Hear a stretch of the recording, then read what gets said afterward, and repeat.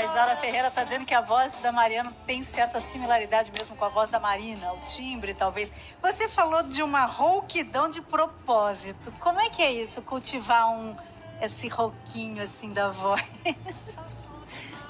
É porque, você sabe, eu vou te contar uma história muito interessante, contemporânea, que eu aprendi com o Moog, que é um grande engenheiro de som, que trabalha nos Estados Unidos, ele vive em Los Angeles, ele faz os discos, eu trabalhei com ele no disco da Bethânia, eu participei de um DVD da Bethânia, que virou também um disco, e a gente trabalhou junto no estúdio, porque não tinha sido cantado ao vivo, para eu ouvir, se eu aprovava a voz, enfim. E aí ele me contou uma coisa muito louca, que ele uma vez fez um trabalho internacional onde tinha o Justin Bieber. Nesse trabalho, era tipo esses trabalhos que tem vários cantores, sabe, como esses projetos, né?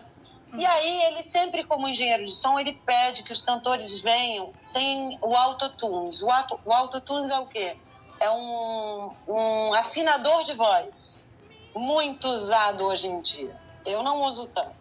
Eu sou cantora da moda antiga, eu tenho que afinar logo, tem que afinar sozinha. Mas o autotunes, ele é muito usado, né, hoje em dia. E aí ele disse que chegou a voz do Justin Bieber e ele falou: eu pedi para mandarem sem o autotunes, para eu poder fazer eu mesma esse trabalho de afinação e tudo. E o engenheiro do outro lado disse: não, mas eu mandei sem. Quer dizer, o Justin Bieber, o ouvido humano é uma coisa tão magnífica que, como a geração do Justin Bieber já é uma geração do autotunes, ele já tinha embutido na voz dele o timbre daquela máquina que afina a voz. Que incrível.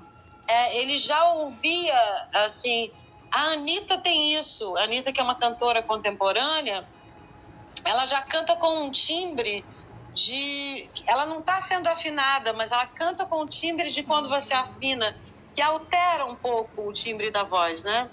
Então, o ouvido humano capta tudo. Então, se você fica louco por um cantor, você vai pegando meio que o timbre, não só o modo de cantar, mas você vai pegando o timbre. Tanto que você vê que tem cantoras que você identifica que são da linha da Elis, cantoras que você identifica que são da linha da Gal, cantoras que você identifica, porque a pessoa incorpora. Vai fazendo o ajuste vocal, né?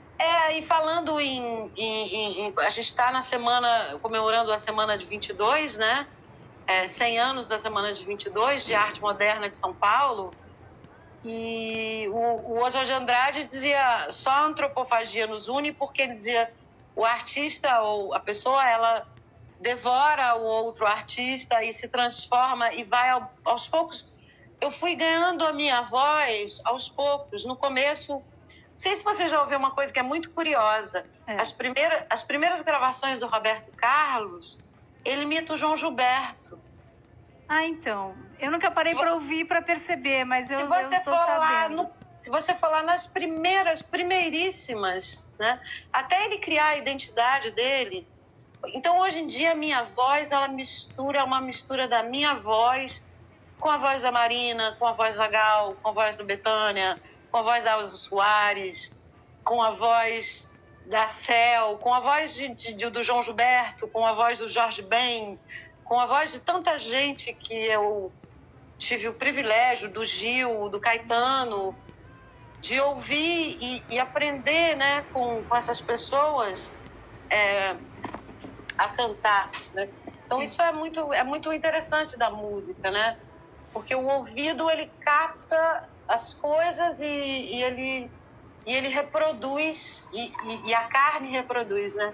Porque o ouvido tá, às vezes, um timbre de autotunes, o timbre de uma máquina você pode reproduzir com a voz, né? E aí fica incorporado, né? Fica orgânico. Não é que você fala: eu vou fazer uma voz assim. Você vai num processo.